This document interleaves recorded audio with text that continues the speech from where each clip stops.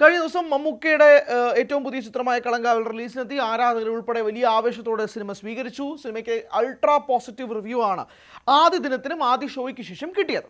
ആണല്ലോ, ആണ്. അപ്പോൾ ഒരു സാധാരണ സിനിമയ്ക്ക്, പ്രത്യേകിച്ച് ഒരു മെഗാസ്റ്റാറിൻ്റെ സിനിമയ്ക്ക് ഒരു അൾട്രാ പോസിറ്റീവ് റിവ്യൂ, ഒരു അതിഗംഭീര റിവ്യൂ, ഒരു അതിഗംഭീരമായ റെസ്പോൺസ് എല്ലാ പ്രേക്ഷകരുടെ ഭാഗത്തു നിന്ന് വരുമ്പോഴേക്കും ഉണ്ടാകുന്ന കാര്യങ്ങൾ എന്തൊക്കെയാണ്? അതിനുശേഷമുള്ള മാറ്റിനി, ഫസ്റ്റ് ഷോ, സെക്കൻഡ് ഷോ, ഇതിനൊക്കെ അതിഗംഭീരമായ ബുക്കിങ്ങുകളുണ്ടാവും അല്ലേ? കഴിഞ്ഞ ദിവസം ഉണ്ടായതും അതുതന്നെയാണ്. ഏകദേശം 102ഓളം എക്സ്ട്രാ ഷോകളാണ് പിന്നീട് ചാർട്ട് ചെയ്യപ്പെട്ടത്. പലയിടത്തും ലേറ്റ് നൈറ്റ് ഷോസ് അറേഞ്ച് ചെയ്തു. ഇനി ശനിയും ഞായറും, ഇന്നും നാളെയും ഒക്കെ ആയിട്ട് തന്നെ വലിയ തിരക്കൊക്കെയാണ് തിയേറ്ററുകളിൽ അനുഭവപ്പെടാൻ പോകുന്നത് എന്നുള്ളതൊക്കെ വാസ്തവം തന്നെയാണ്. കളങ്കാവലിന് റിലീസിന് മുന്നേ തന്നെ ഒരു ചെറിയ ഹൈപ്പ് ഉണ്ടായിരുന്നു. മമ്മൂട്ടി വില്ലനായി എത്തുന്നു, വിനായകൻ വരുന്നു, കുറച്ച് നാളുകൾക്ക് ശേഷമുള്ള മമ്മൂട്ടിയുടെ ചിത്രമാണ് തിയേറ്ററുകളിൽ റിലീസ് ചെയ്തത്. അങ്ങനെ കുറച്ചൊരു ഹൈപ്പിലെത്തിയ സിനിമ ആദ്യ ഷോയ്ക്ക് ശേഷം അതിഗംഭീരമായ പ്രതികരണത്തിലേക്ക് പോയി. അപ്പോൾ അത് കുറച്ചുകൂടെ എക്സ്ട്രാ ബൂസ്റ്റ്, എക്സ്ട്രാ മൈലേജ് ആണ് ആഡ് ചെയ്തത്.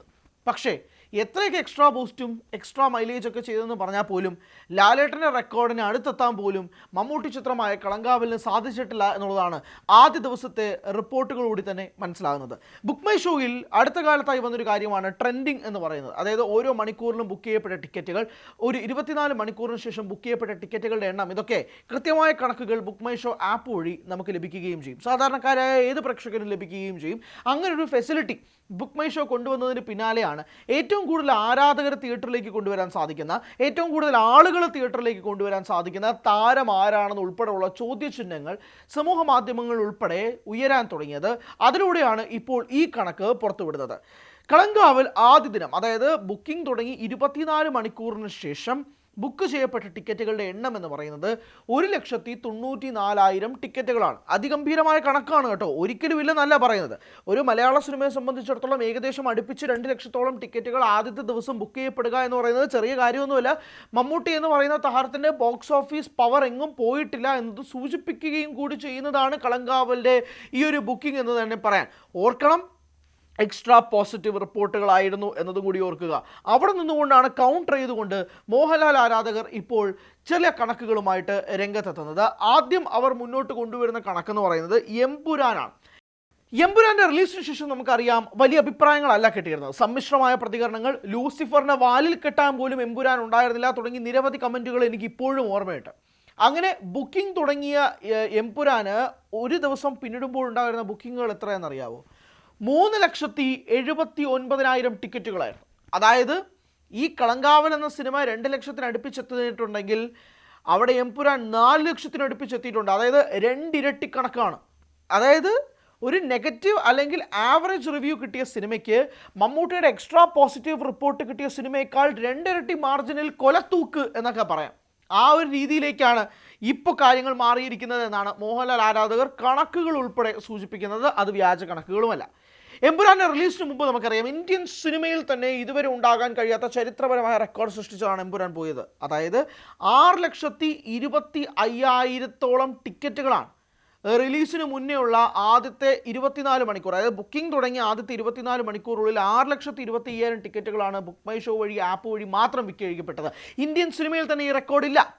ഞാൻ പറയുന്നത് റിലീസിന് ശേഷം സമ്മിശ്ര അഭിപ്രായം കിട്ടി, റിലീസിന് ശേഷമുള്ള അടുത്ത 24 മണിക്കൂറിൻ്റെ കണക്കാണ്. അതായത് നെഗറ്റീവും ആവറേജ് റിപ്പോർട്ടും കിട്ടിയ എമ്പുരാൻ്റെ ബുക്കിംഗ് ആണ് 3,79,000 ടിക്കറ്റ്.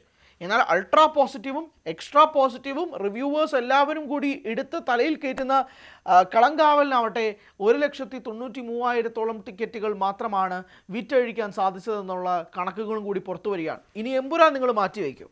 എമ്പുരാനാവട്ടെ ഒരു ആവറേജ് റെക്കോർഡ്, ലൂസിഫർ എന്ന സിനിമയുടെ 2ാം ഭാഗം. അപ്പോൾ സ്വാഭാവികമായും ഇന്ത്യൻ സിനിമ ഒട്ടാകെ തന്നെ ഉറ്റുനോക്കുന്ന 2ാം ഭാഗമാണ്. അതുകൊണ്ട് തന്നെ അവർക്ക് എമ്പുരാൻ എങ്ങനെയായിരിക്കണം എന്ന ആഗ്രഹമൊക്കെ വിചാരിക്കാം. അതുകൊണ്ട് നമുക്ക് എമ്പുരാൻ തൽക്കാലത്തേക്കൊന്ന് മാറ്റി വയ്ക്കാം. നമുക്കൊരു സ്റ്റാൻഡ് ലോൺ സിനിമ ഓടിക്കാം. സ്റ്റാൻഡ് ലോൺ സിനിമ ഏതാണ്? തരുൺ മൂർത്തിയുടെ സംവിധാനത്തിൽ മോഹൻലാൽ നായകനായി രജപുത്ര രഞ്ജിത്ത് നിർമ്മിച്ച തുടരും എന്ന സിനിമയാണ്. തുടരും എന്ന സിനിമയുടെ ബോക്സ് ഓഫീസ് കളക്ഷൻ എത്രയാണെന്ന് അറിയാമോ? അതായത് ബുക്കിംഗ് തുടങ്ങി അടുത്ത 24 മണിക്കൂറിനുള്ളിൽ തുടരും നേടിയ ടിക്കറ്റുകളുടെ എണ്ണം എന്ന് പറയുന്നത് 4,20,000 ടിക്കറ്റുകളാണ്. അതായത് ഒരു മോഹൻലാൽ ചിത്രത്തിന് അൾട്രാ പോസിറ്റീവ്, എക്സ്ട്രാ പോസിറ്റീവ് റിപ്പോർട്ടുകളും മമ്മൂട്ടി ചിത്രമായ കളങ്കാവലിന് എക്സ്ട്രാ പോസിറ്റീവ് റിപ്പോർട്ടുകൾ, ഇത് രണ്ട് തട്ടിൽ വയ്ക്കുക. മമ്മൂട്ടി ചിത്രമായ കളങ്കാവലിന് എക്സ്ട്രാ പോസിറ്റീവ് റിപ്പോർട്ടുകൾ കിട്ടുമ്പോൾ കിട്ടിയ ടിക്കറ്റുകളുടെ എണ്ണം എന്ന് പറയുന്നത് 1,94,000 ടിക്കറ്റുകളും നേരെ മറിച്ച് മോഹൻലാൽ ചിത്രത്തിന് എക്സ്ട്രാ പോസിറ്റീവ് റിപ്പോർട്ടുകൾ കിട്ടിയപ്പോഴുള്ള ടിക്കറ്റുകളുടെ എണ്ണം എന്ന് പറയുന്നത് 4,20,000 ടിക്കറ്റാണ്. അതായത് ഇരട്ടിയിൽ കൂടുതൽ ടിക്കറ്റുകൾ മമ്മൂട്ടി ചിത്രത്തിനേക്കാൾ കൂടുതൽ ഇവിടെ തുടരും നേടി എന്നുള്ളതാണ് ആദ്യത്തെ 24 മണിക്കൂറിലെ കണക്കുകൾ സൂചിപ്പിക്കുന്നത്.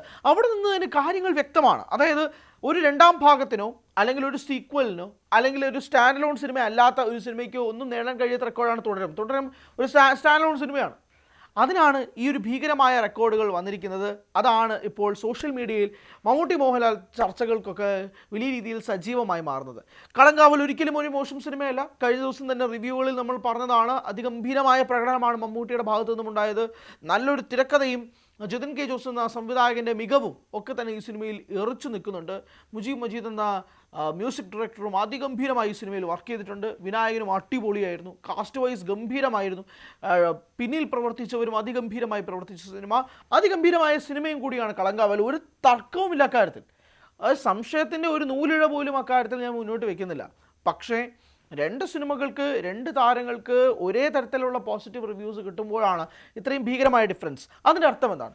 മലയാളി സിനിമാ പ്രേമികൾ ആരെയാണ് കൂടുതൽ നോക്കുന്നത്? ഈ 4,20,000 എന്ന തുടരും സിനിമയുടെ ടിക്കറ്റുകൾ 4,20,000 കൊണ്ടുപോയത് മോഹൻലാൽ ഫാൻസ് അസോസിയേഷനിലുള്ള ആളുകളല്ലല്ലോ, സാധാരണക്കാരായ ന്യൂട്രൽ ഓഡിയൻസ് ആണ്. നേരെ മറിച്ച് ഇവിടെയും ഏകദേശം 2 ലക്ഷത്തിന് അടുപ്പിച്ച ടിക്കറ്റുകൾ കിട്ടിയതൊന്നും മമ്മൂട്ടി ആരാധകരുമല്ല, സാധാരണ ന്യൂട്രൽ ഓഡിയൻസ് ആണ്. അപ്പോൾ ഈ ന്യൂട്രൽ ഓഡിയൻസിന് പോസിറ്റീവ് റിപ്പോർട്ടുകൾ വരുമ്പോൾ കൂടുതൽ പോകുന്നത് മോഹൻലാൽ ചിത്രത്തിനായോ മമ്മൂട്ടി ചിത്രത്തിനാണോ എന്ന് ചോദ്യം ചോദിച്ചു കഴിഞ്ഞാൽ അതിന് ഒറ്റ ഉത്തരവേ ഉള്ളൂ. ആ ഉത്തരം ഞാൻ ഈ പറഞ്ഞ കണക്കുകളിൽ നിന്നും വ്യക്തമാണെന്ന് നിങ്ങൾക്ക് മനസ്സിലായി കാണും. അതുകൊണ്ട് ഞാൻ ഇനി എടുത്ത് പറയുന്നില്ല. അത് തന്നെയാണ് ഇപ്പോൾ ബോക്സ് ഓഫീസിൽ ഏറ്റവും കൂടുതൽ കാത്തിരിക്കുന്നത്. ഞാൻ പറഞ്ഞത് അതുകൊണ്ട് തന്നെയാണ് 2025 മോഹൻലാലിൻ്റെ വർഷമാണെന്ന് പറയുന്നതും ഇതൊക്കെ കൊണ്ട് തന്നെയാണ്. ആരാധകർ കൈവിടുന്നില്ല. ഒരു നെഗറ്റീവ് ആവറേജ് റിപ്പോർട്ട് കിട്ടിയ എമ്പുരാന് പോലും ഇത്രയധികം ഭീകരമായ ടിക്കറ്റ് ബുക്കിങ്ങുകൾ ഉണ്ടാവുകയും ചെയ്യുന്നുണ്ട്.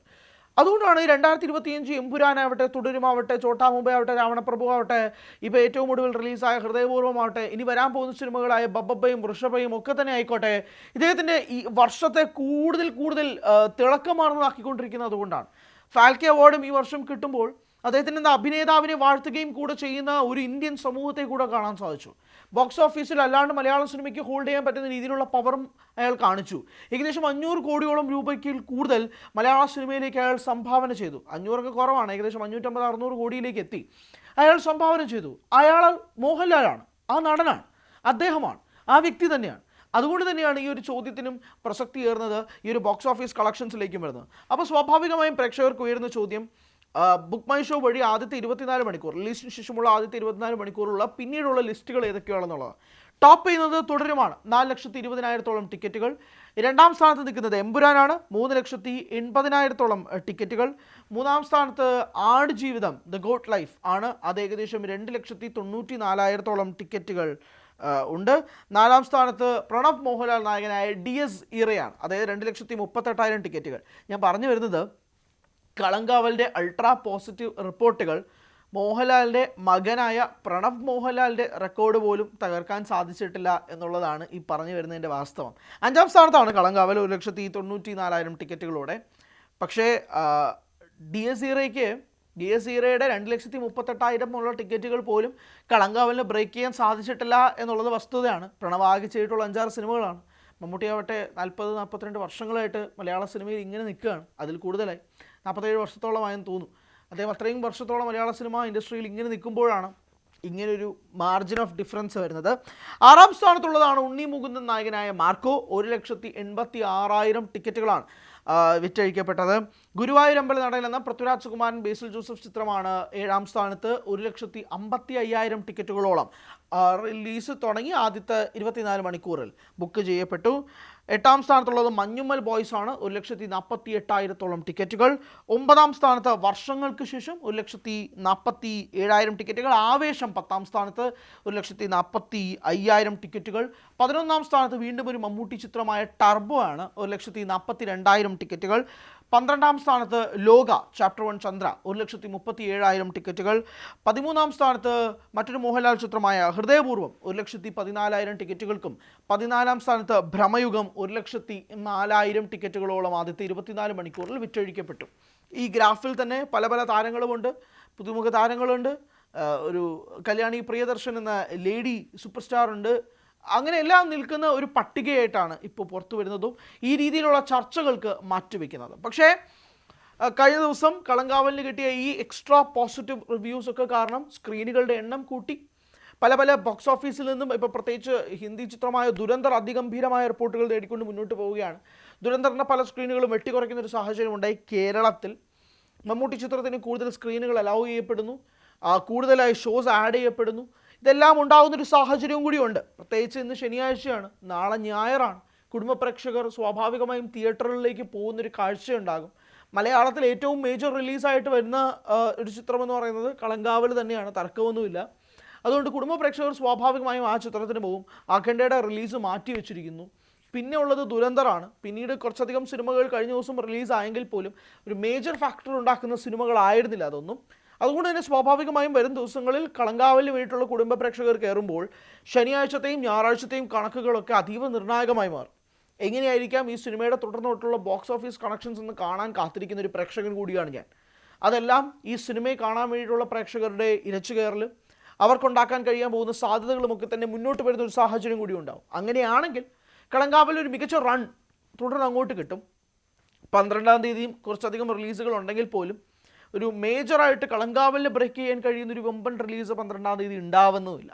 അപ്പോൾ ഒരു 2 വീക്സ് എന്തായാലും കളങ്കാവലിന് സേഫ് സോണാണ്. ആ സേഫ് സോൺ വെച്ച് കളിക്കാൻ തന്നെയാണ് മമ്മൂട്ടിയും ഒരുങ്ങുന്നത്. കൃത്യമായി അതിഗംഭീരമായ റെസ്പോൺസും കൂടി കിട്ടിയതിന് ശേഷം കളങ്കാവലിൻ്റെ ബോക്സ് ഓഫീസ് കളക്ഷൻസ് എങ്ങനെയായിരിക്കും എന്നുള്ളത് ഉറ്റുനോക്കാം. പക്ഷേ ആദ്യത്തെ 24 മണിക്കൂറിന് കണക്കിൽ ലാലേട്ടനെ തൊടാൻ മമ്മൂട്ടിക്ക് സാധിച്ചിട്ടില്ല എന്നുള്ളത് വ്യക്തമാക്കുന്നതാണ് ബോക്സ് ഓഫീസ് കളക്ഷനുകൾ, ബുക്ക് മൈ ഷോയുടെ റിപ്പോർട്ടുകൾ.